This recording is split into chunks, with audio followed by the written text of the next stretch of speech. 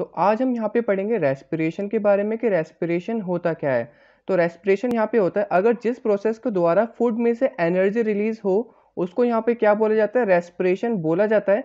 अगर आपको इसको इंग्लिश में डिफाइन करना हो तो कैसे डिफाइन कर सकते हैं, the process of releasing energy from food is called respiration. अब हम यहाँ पे जानेंगे रेस्पिरेशन के प्रोसेस के बारे में कि यहाँ पे रेस्पिरेशन का जो प्रोसेस है वो यहाँ पे क्या होता है। जब हम बाहर से ऑक्सीजन लेते हैं तो वो ऑक्सीजन सेल के साथ मिलके फूड को डाइजेस्ट करता है और उसमें से एनर्जी रिलीज होती है। और जब ऑक्सीजन पूरी तरह से यूटिलाइज हो जाता है तो उसमें से वेस्ट प्रोडक्ट बाहर निकलता है। और वो वेस्ट प्रोडक्ट यहाँ पे क्या होता है, कार्बन डाइऑक्साइड एंड वाटर होता है। और ये हमारी बॉडी से बाहर निकल जाता है जब हम यहाँ पे ब्रीथ आउट करते हैं, जब हम यहाँ पे सांस छोड़ते हैं। तो यहाँ पे हमारा एक क्वेश्चन बन सकता है जैसे कि यहाँ पे पूछ सकते हैं which process involves in respiration. तो रेस्पिरेशन के दौरान कौन से यहाँ पे प्रोसेस इन्वॉल्व होते हैं वो हमें यहाँ पे बताने हैं। तो यहाँ पे क्या लिख सकते हो, in the process of respiration when oxygen burns the food into the cells of the body to release energy, then carbon dioxide and water are produce as waste product. तो ये आप यहाँ पे आंसर लिख सकते हो। तो अब हम यहाँ पे रेस्पिरेशन को एक छोटे से डायग्राम और रिएक्शन के द्वारा समझेंगे। तो सबसे पहले मैं इसके यहाँ पे डायग्राम की बात कर लेता हूँ। तो जो हमारा यहाँ पे सेल होता है उसमें यहाँ पे क्या होता है, फूड जो होता है वो ऑक्सीडाइज होता है किसके द्वारा, जब ऑक्सीजन हम ब्रीथ इन करते हैं। रेस्पिरेशन के द्वारा हम क्या करते हैं, ऑक्सीजन को लेते हैं। तो अब होता क्या है, फूड और ऑक्सीजन आपस में मिल चुके हैं। अब ये यहाँ पे क्या होंगे, एनर्जी रिलीज करेंगे। तो एनर्जी जो रिलीज होती है वो हमारे ग्रोथ और ये सब चीज में काम आती है। और जो हमारा वेस्ट प्रोडक्ट होता है वो वहां पे क्या रिलीज होता है, कार्बन डाइऑक्साइड वेस्ट। और उसके साथ यहाँ पे क्या होती है, एनर्जी रिलीज होती है। अब मैं यहाँ पे बात कर लेता हूँ इसके रिएक्शन की। तो जो हमारा फूड होता है, फूड प्लस ऑक्सीजन, तो फूड प्लस ऑक्सीजन मिलके यहाँ पे क्या बनाते हैं, carbon dioxide plus water. And यहाँ पे क्या होती है, एनर्जी रिलीज होती है प्लस एनर्जी। तो होप आपको ये डायग्राम और रिएक्शन समझ में आ गई होगी। तो अब हम यहाँ पे बात कर लेते हैं टाइप्स ऑफ रेस्पिरेशन के। रेस्पिरेशन यहाँ पे कितने प्रकार के होते हैं। बेसिकली यहाँ पे क्या होते हैं, टू टाइप्स के होते हैं, एरोबिक रेस्पिरेशन और anaerobic respiration. Aerobic respiration कब हिस्सा लेती है, जब ऑक्सीजन की प्रेजेंस होती है। और एनोरोबिक रेस्पिरेशन कब होता है, जब ऑक्सीजन की कमी होती है। तो सबसे पहले हम यहाँ पे किसकी बात करेंगे, एरोबिक रेस्पिरेशन की। तो अगर इसको यहाँ पे डिफाइन करना हो तो आप कैसे डिफाइन करेंगे, the respiration which uses oxygen is called aerobic respiration। तो एरोबिक रेस्पिरेशन में बेसिकली होता क्या है, तो एरोबिक रेस्पिरेशन में जो फूड होता है, फूड के अंदर जो ग्लूकोज होता है वो यहाँ पे क्या होता है, पूरी तरह से ऑक्सीडाइज हो जाता है। उसके जो मॉलिक्यूल है पूरी तरह से यहाँ पे क्या होते हैं, ब्रेक डाउन हो जाते हैं। और ब्रेक डाउन होने के बाद वो वहाँ पे क्या रिलीज होती है, carbon dioxide and water as a waste product वहाँ पे क्या होता है, रिलीज होता है।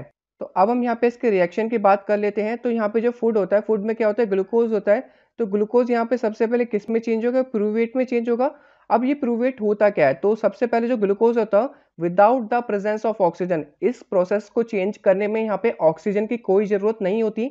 और ये प्रोसेस कहाँ पर होती है, साइटोप्लाज्म में होती है, ना कि माइटोकॉन्ड्रिया में होती है। तो साइटोप्लाज्म में ये प्रोसेस होती है ग्लाइकोलाइसिस के प्रेजेंस में।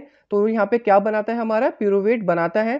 ग्लूकोज जो होता है वो हमारा वन मॉलिक्यूल होता है और प्यूरुवेट जो होता है वो हमारा टू मॉलिक्यूल्स होता है।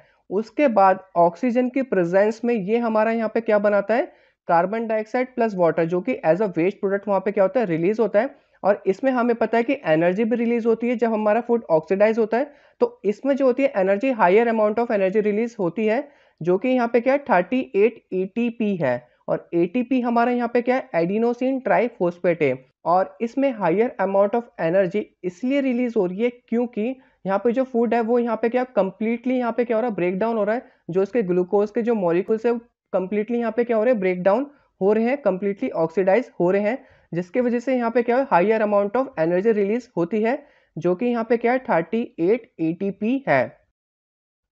अब हम यहाँ पे इसके सेकंड टाइप की बात कर लेते हैं, जो कि हमारा यहाँ पे क्या था, एन एरोबिक रेस्पिरेशन था।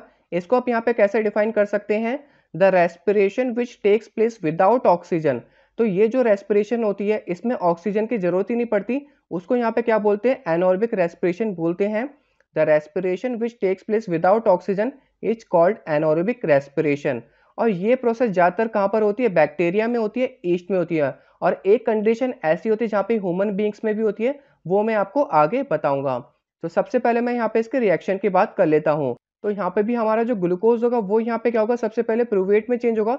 तो ग्लूकोज में हमारा जो वन मॉलिक्यूल है प्रूवेट में चेंज होगा ग्लाइकोलिसिस की प्रोसेस से, जो कि साइटोप्लाज्म में होता है। उसमें क्या होता है, प्रूवेट टू मॉलिक्यूल्स में डिवाइड हो जाता है। और यहाँ पे अब क्या होगा, ऑक्सीजन की प्रेजेंस नहीं है, तो यहाँ पे हम लिख सकते हैं एब्सेंस ऑफ ऑक्सीजन। और ये प्रोसेस किस में होती है, ज्यादातर बैक्टीरिया में होती है। जैसे कि हमारा यहाँ पे क्या हो गया, ईस्ट हो गया।